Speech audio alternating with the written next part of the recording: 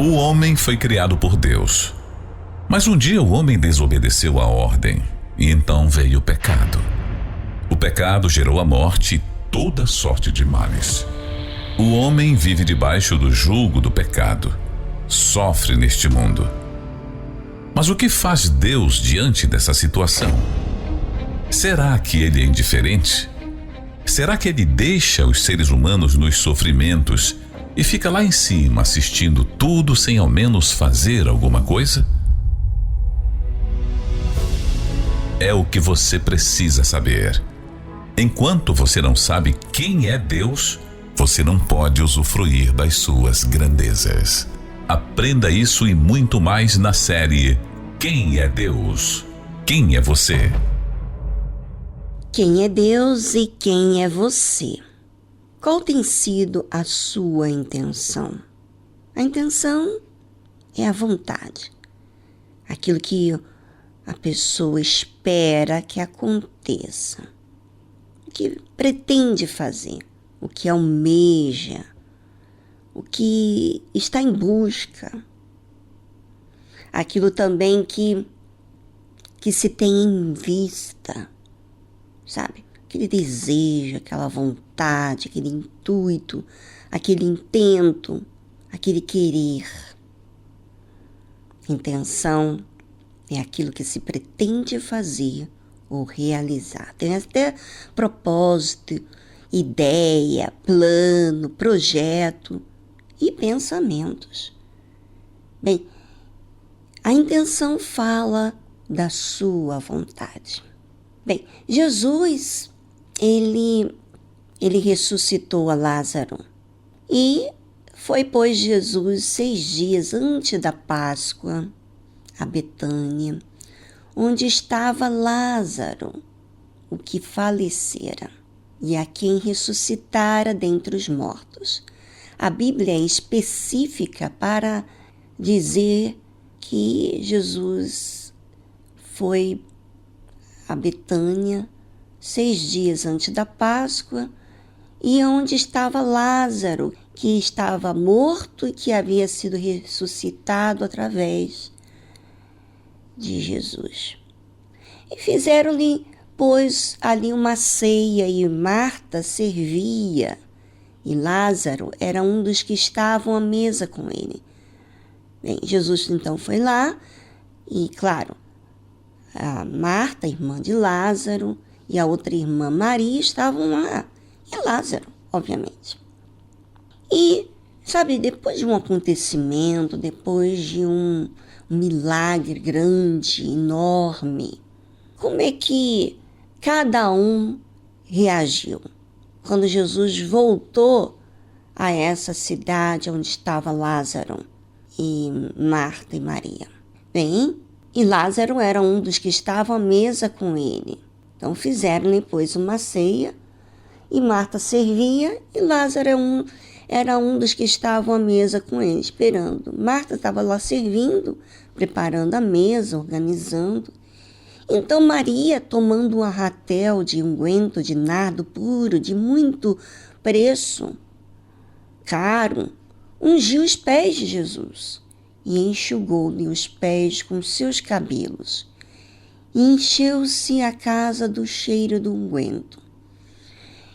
Eu fico pensando aqui, por que Maria derramou um perfume que seria suas economias ali aos pés do Senhor Jesus, onde, o pé, você sabe, está sempre em contato com a poeira, ainda mais naquela época que era a sandália, e ela ungiu os pés, e ela ainda enxugou com os cabelos dela, e aquela casa encheu de cheiro do unguento.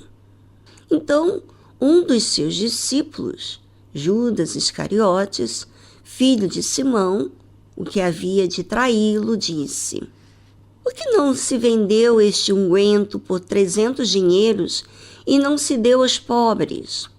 Ora, ele disse isto não pelo cuidado que tivesse dos pobres, mas porque era ladrão e tinha bolsa e tirava o que ali se lançava. Ou seja, Judas era um dos discípulos de Jesus que reclamou porque aquela mulher estava dando aquele perfume caríssimo, derramando aos pés de Jesus, que não ia ter mais utilidade, ou seja, não ia ter dinheiro ali e ele pudesse tomar aquele valor para si. Assim é a intenção. A intenção supostamente está ali servindo, ela supostamente está ali à disposição, e um Jesus a todo lado, deixou a sua própria vida para trás. Mas Judas tinha essa intenção de roubar, de buscar o seu próprio desejo, a sua vontade, sabe? E muitas pessoas não se dão conta das suas intenções, da sua vontade. Às vezes tem uma posição de servo, de discípulo. Às vezes tem receber um milagre, como aconteceu Marta, Lázaro, mas é indiferente a Deus. Não tem esse amor.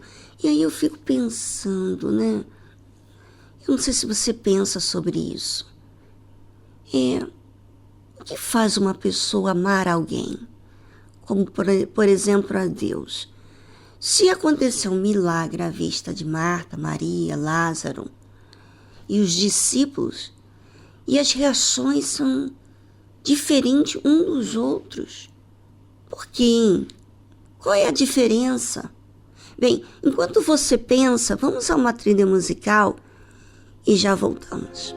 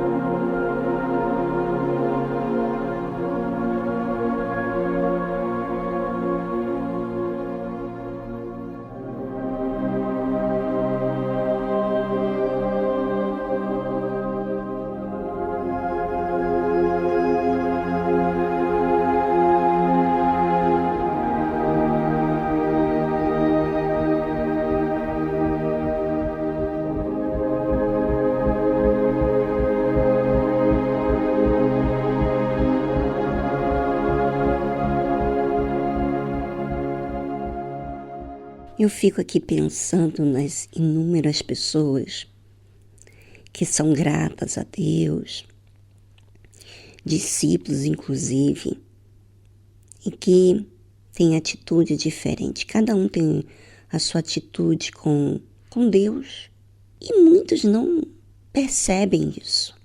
Só que o nosso interesse, por exemplo, é o que nós temos a tendência para buscar aquilo que traz benefícios, vantagens pessoais.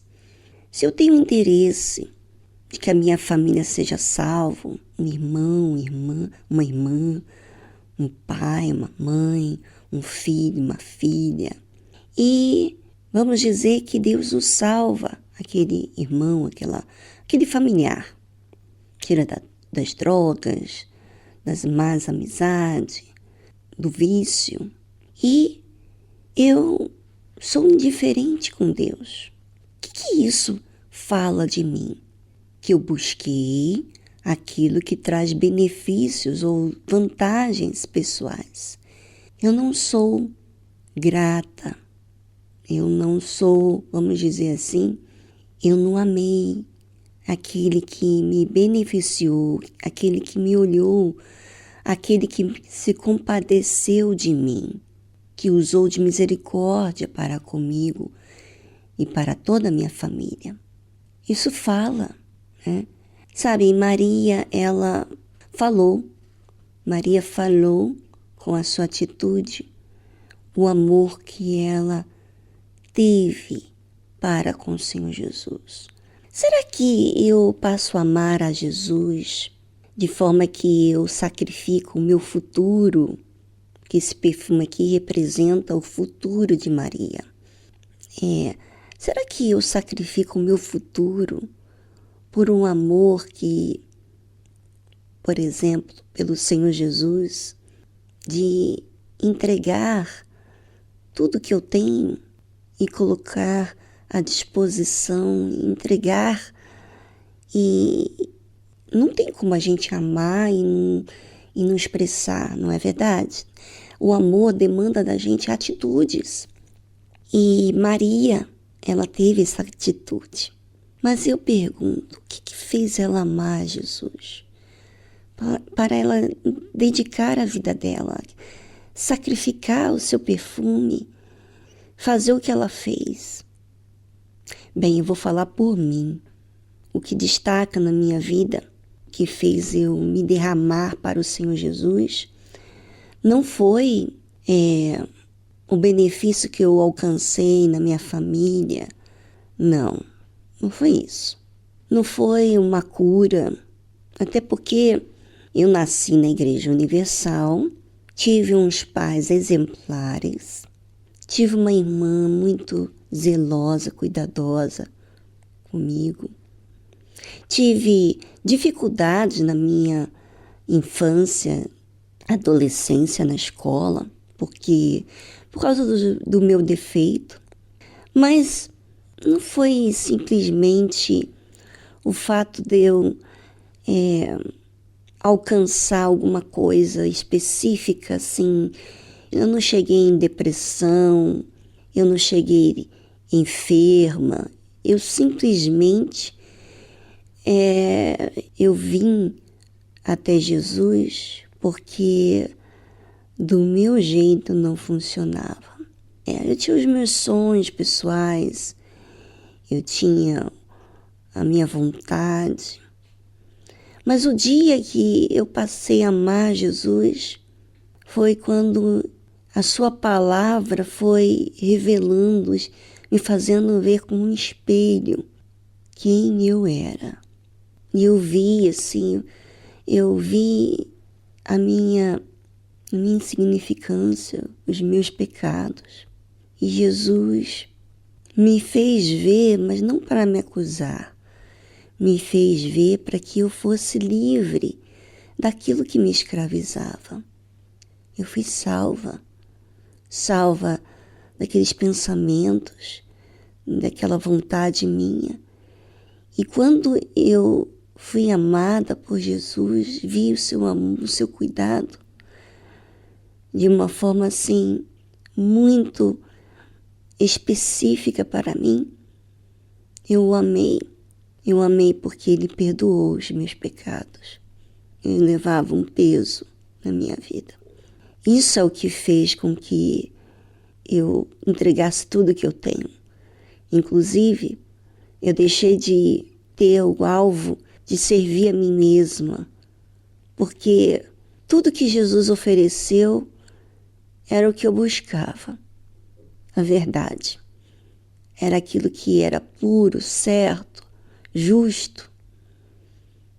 E Ele tem cuidado de mim, tem me mostrado essa verdade ao longo desses anos todos que eu tenho caminhado com Ele.